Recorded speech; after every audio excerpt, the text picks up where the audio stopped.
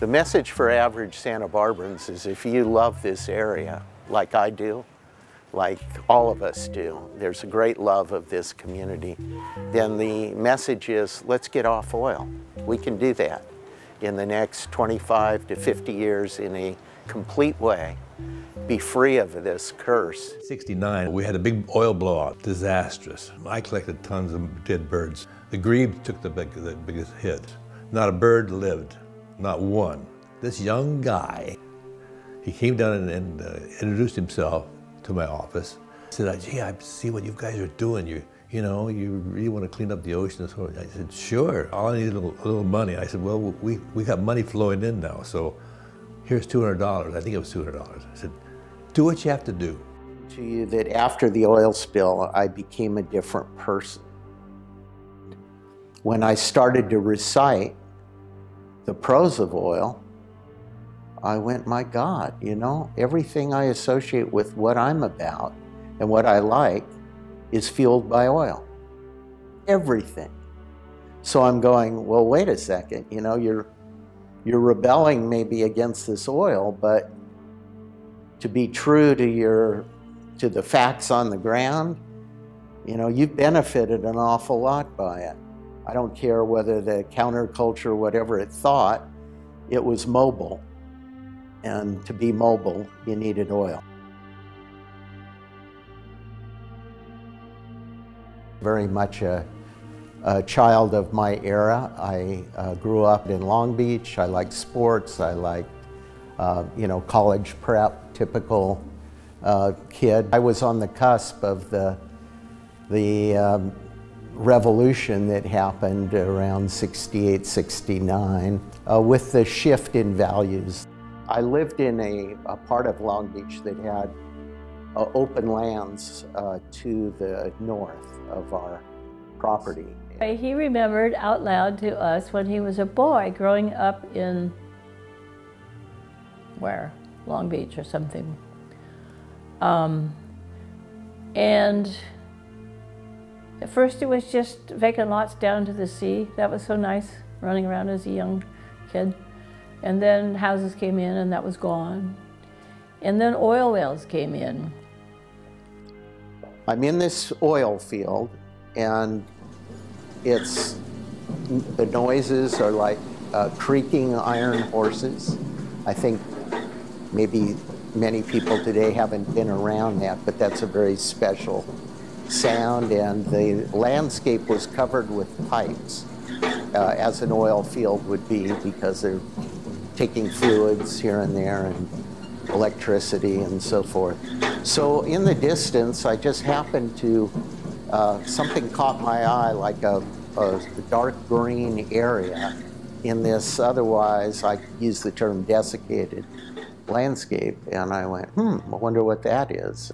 And he remembers wandering around in this kind of ghoulish no man's land with the oil and the dripping oil and the machines and the pipes and so on.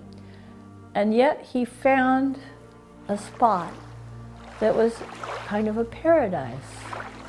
It was green, and it was a leaking water tank that had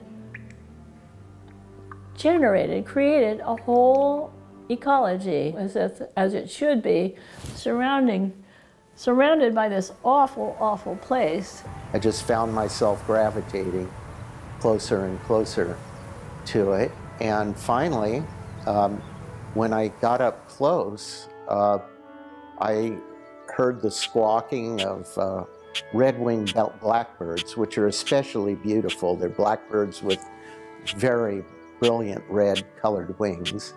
And I went, oh my. And then I got up closer and there were tule reeds growing, and those are the ones with the little brown ends, and maybe they're 6-7 feet high. And then I saw water below them, and as I looked closer, this whole little magic world came alive. There were mayflies, the blue mayflies skimming the surface of the water, and there were big dragonflies, like the red ones, and they buzz, and then as I looked even closer, I realized there were frogs clinging to the tule reeds, and some, you know, were croaking. And anyway, as a little boy, wow, this was pretty dazzling, and made more so by the fact it was in the middle of an oil field, of just an awful place, the Badlands. And right then and there, I think in our living room, he decided then was when he became an environmentalist. And I don't know how old that was, but pretty young. And the thought of that green oasis in the midst of destruction kind of sits with me as a symbol of Paul. Where the sand dunes were, they dredged all that out. And so, no bait, no fishing, no wild place to wander anymore. Right next to our home, they put a big bridge over the waterway, which was as ugly as could be. Those were psychological trauma that a little boy just absorbs. It was all progress and good. Everything that was happening to my world was viewed as an improvement, not something that was to be avoided. And I realized that the connecting point was, it's happening again here in Santa Barbara. I've never been to a place like this. This is so beautiful, and it's so unlike the world I left behind in Long Beach, and I don't want to see that happen to this area.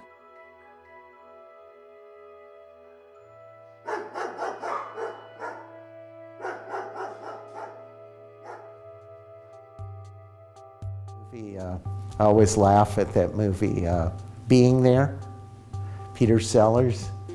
Sometimes I kind of wonder, you know, when they start listening to you, you know, it's kind of funny. We can cut that last point out.